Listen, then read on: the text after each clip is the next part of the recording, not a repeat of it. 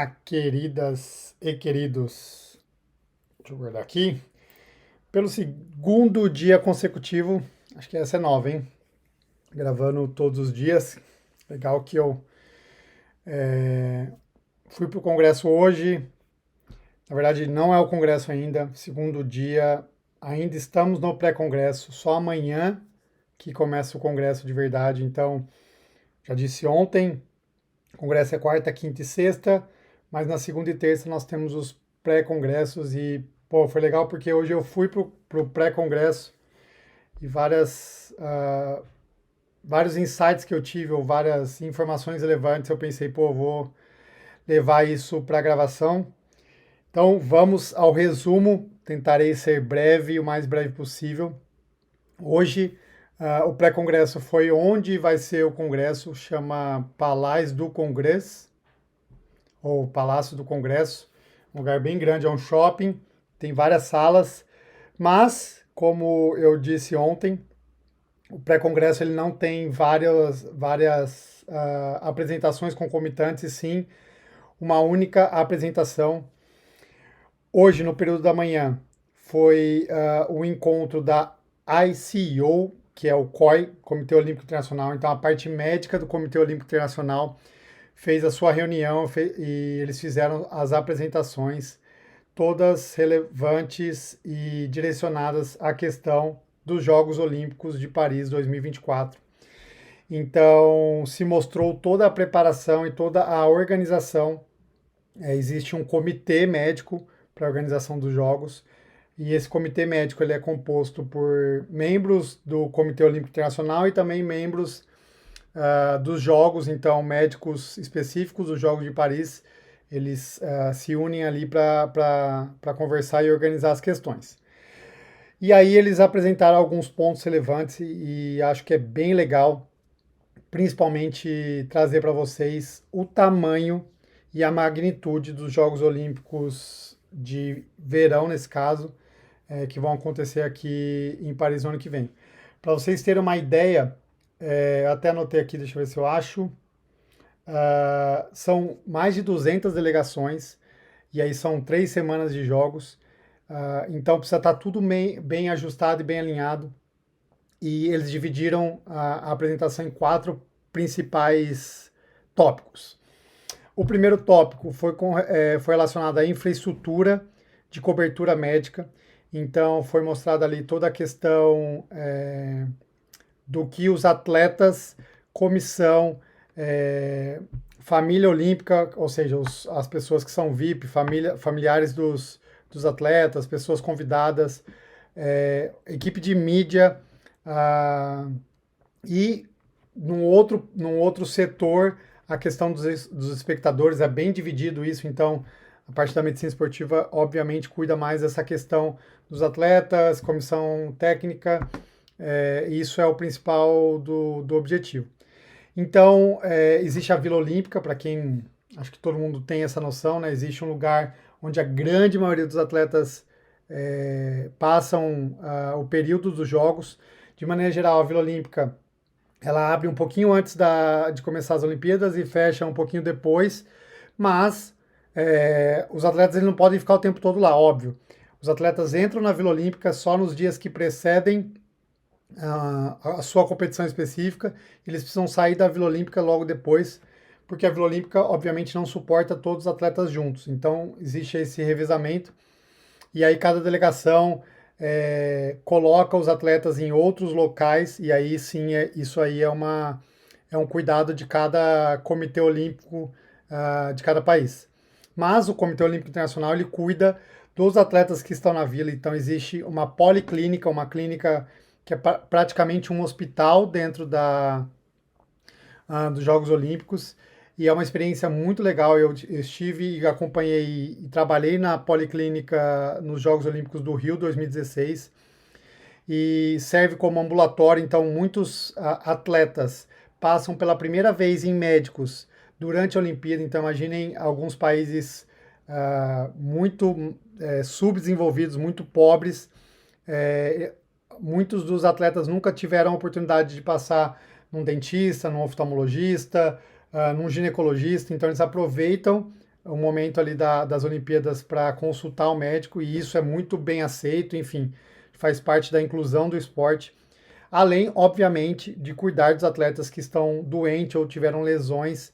Então, isso é também importante. Então, tem toda uma questão de diagnóstico, toda uma questão da equipe médica de radiologia envolvida, e ortopedia, médico do esporte, cirurgiões, enfim, todo mundo ali na policlínica. Claro, essa policlínica tem referências, então tem hospitais espalhados por Paris e por outras cidades que estão responsáveis aí por receber. E um dado importante, eu não sabia disso, as Olimpíadas de Paris, elas não acontecerão exclusivamente em Paris. Existem outras sedes para algumas modalidades específicas, como por exemplo futebol. Futebol não vai acontecer só em Paris, vai acontecer em várias outras cidades. Ah, se eu não me engano, tiro com arco também é numa outra cidade. E o surf, eu não sabia disso, o surf vai acontecer em Charrupo, no Tahiti. Muito legal. Nossa, podia ir, hein? Enfim, então essa primeira conversa foi exatamente disso, de mostrar toda a cobertura e toda a infraestrutura preparada para os atletas. É uma responsabilidade muito grande. Depois de falar dessa infraestrutura, um segundo membro do Comitê Olímpico Internacional falou, e era um médico de infectologista, de moléstias infecciosas, né, um infectologista, falou da importância de ter muito bem encaixada e muito bem ajustada toda a conduta e todos os protocolos de atendimento dos atletas e de todos os possíveis pacientes, já que é uma união de várias nações, com várias diferentes culturas, com vários métodos de tratamento. Então é importante que todos os indivíduos e toda a equipe de suporte de saúde tenha as mesmas condutas e as mesmas orientações quando houver a necessidade de atendimento. Isso é muito importante. E mais do que isso, se falou também da questão da importância de anotar, enfim, de coletar dados, já que isso é uma coisa muito interessante, eu nunca havia parado para pensar, ou já pensei, mas nunca refleti sobre o assunto. É um risco mundial a questão das Olimpíadas no que tange às doenças contagiosas. Então imaginem o encontro de vários povos, de vários diferentes países, várias regiões que trazem doenças e que misturam essas doenças e que voltam para os seus países com doenças diferentes. Então é muito importante ter todo o domínio sobre essa questão. E um dos pontos chaves é levantamento de dados, a qualquer suspeita, uma informação, uma rede de comunicação muito grande. E isso os Jogos Olímpicos aprendeu e muito com as Olimpíadas de Tóquio, com a questão do Covid. Eles mostraram vários números das Olimpíadas de Tóquio, principalmente referente à baixa taxa de infectividade. A gente, lá em Tóquio, a gente era testado todos os dias a gente fazia teste, eles faziam 30 mil testes por dia, e só tivemos 32 casos de Covid durante os Jogos lá em Tóquio. Então imaginem o controle que foi isso e como isso foi um aprendizado. Ele trouxe que a gente vive algumas infecções potencialmente graves, então todo cuidado é pouco e toda a atenção é importantíssima durante os jogos, principalmente nessa questão das infecções. Um outro ponto relevante e mostrado foi uma diminuição a cada edição dos jogos com relação tanto ao número de lesões como às doenças. Então, indivíduos ou atletas que são afastados da sua atividade esportiva ou por lesão ou por doença, esse número tem caído substancialmente ao longo das edições das Olimpíadas, e eles esperam que o ano que vem isso continue, ou seja, eles diminuam ainda mais a taxa de infecção de doenças ou de qualquer tipo de doença e também de lesões que tirem aí o atleta do sonho da medalha ou o sonho de competir numa Olimpíada.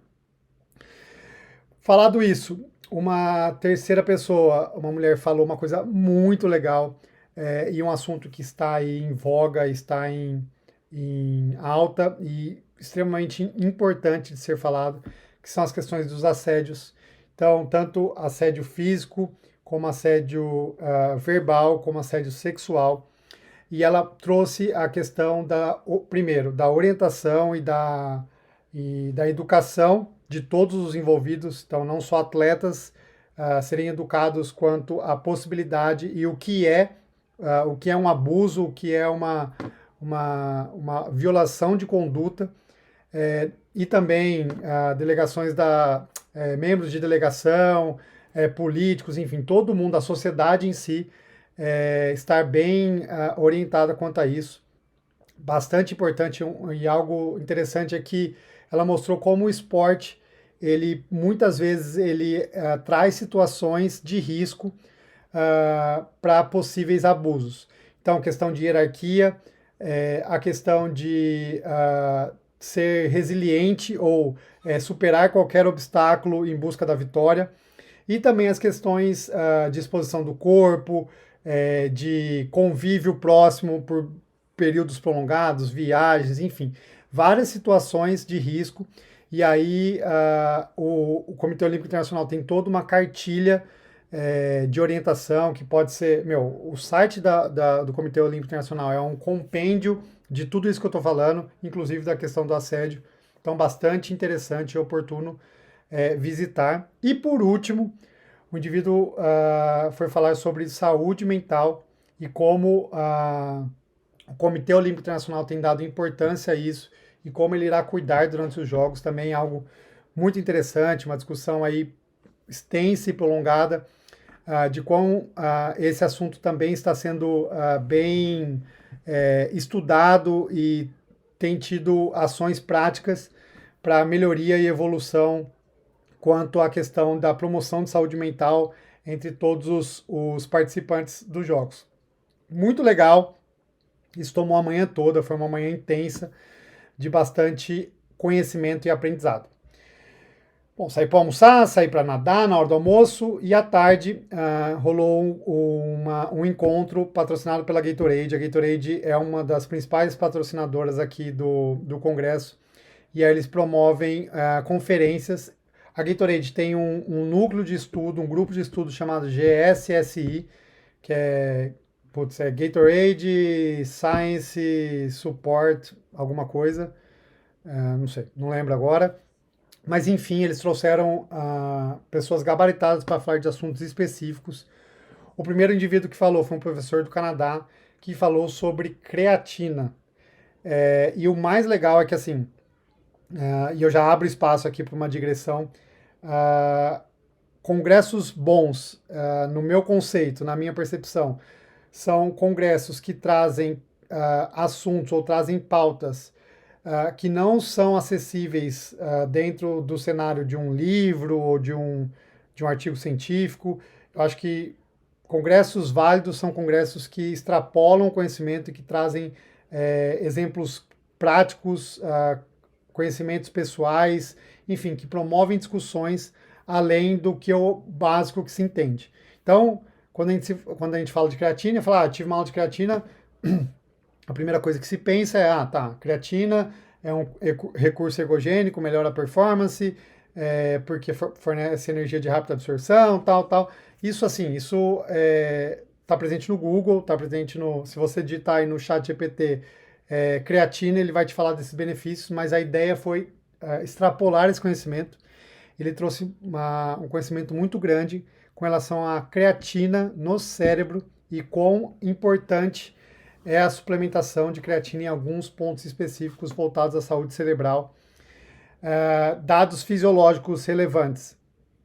O cérebro ele é responsável por 20% do consumo de energia diário do nosso corpo, ou seja, 1/5 da energia que a gente gasta por dia, a gente gasta com ações cerebrais, então com atividade cerebral, é muita coisa. E aí, você imagina um indivíduo com restrição de energia, restrição calórica, ele também afeta, obviamente, o cérebro.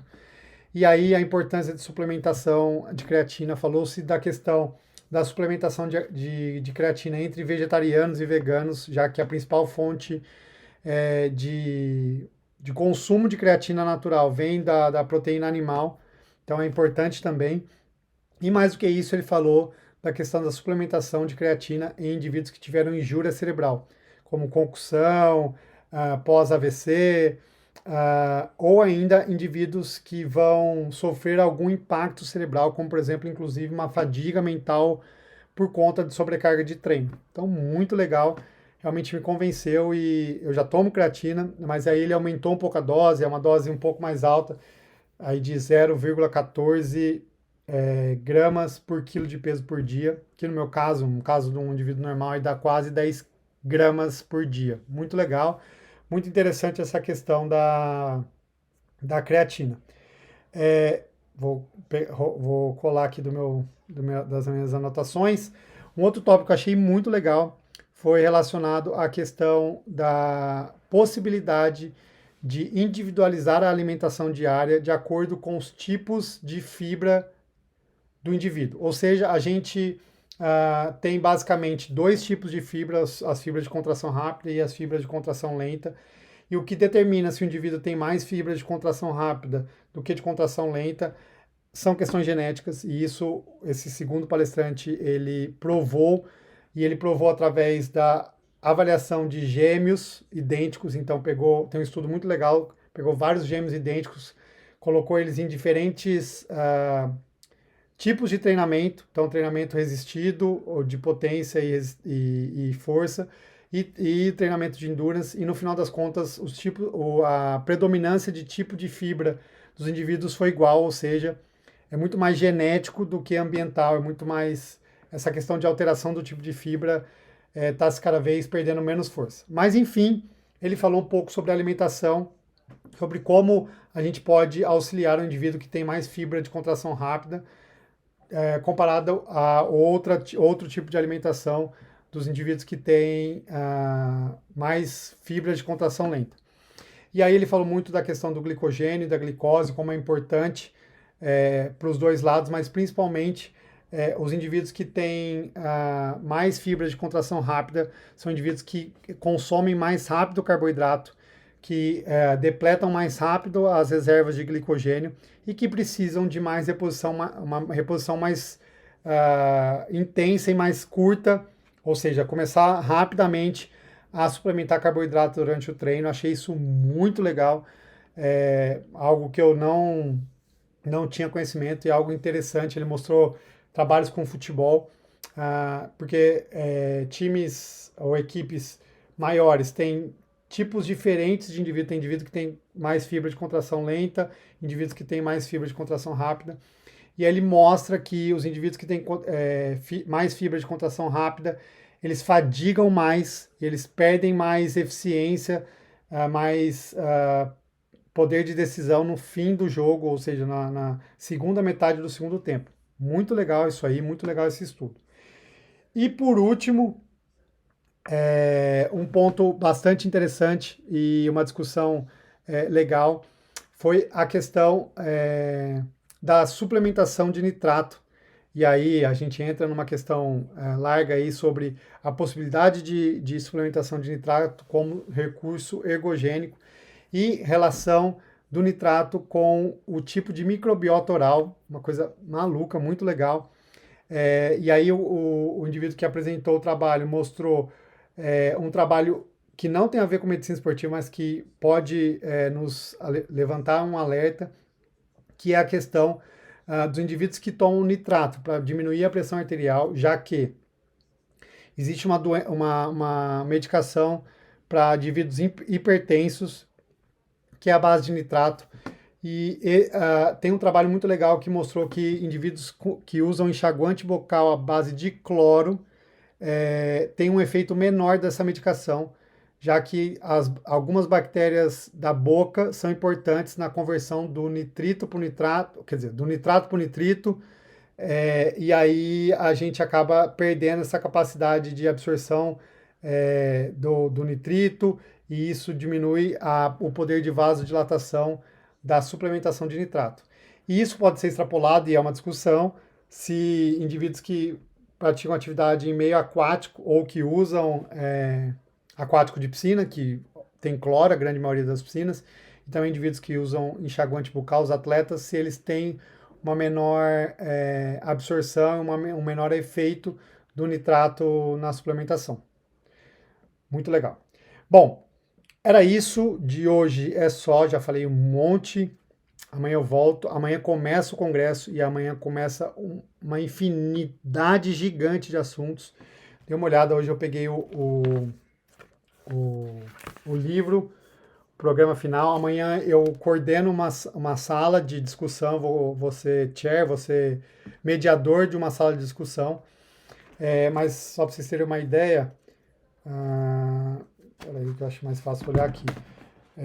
Ó, a gente tem, deixa eu abrir aqui amanhã, ó. Aqui, vamos ver se eu consigo mostrar para vocês, ó. Cada coluna dessa é uma aula, então a gente tem ao mesmo tempo 1, 2, 3, 4, 5, 6, 7, 8, 9, 10, 11, 12, 13, 14, 15. 15 aulas concomitantes, é muita coisa.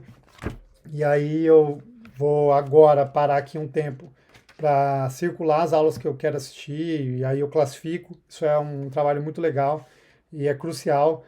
Eu classifico como A, B e C, ou 1, 2, 3, a minha ordem de prioridade para assistir as aulas. Às vezes eu entro numa aula achando que vai falar um assunto, e aí não é o que eu tô, aí eu tenho a oportunidade de sair correndo para uma outra sala, é um corre-corre infinito. É bem legal aí a logística de um congresso. Então volto amanhã com mais informações, tem coisas bem legais aqui para discutir. Tem uma aula magna, que é quando todas essas 15 aulas param para assistir, todo mundo vai para um anfiteatro gigantesco para assistir uma aula específica. Então amanhã essa aula vai ser sobre fadiga. Espero e estou aí animado para assistir essa aula, porque tenho certeza que vai ser uma aula daquelas de bagunçar toda a mente. Fechou? Valeu, até amanhã, beijo, tchau.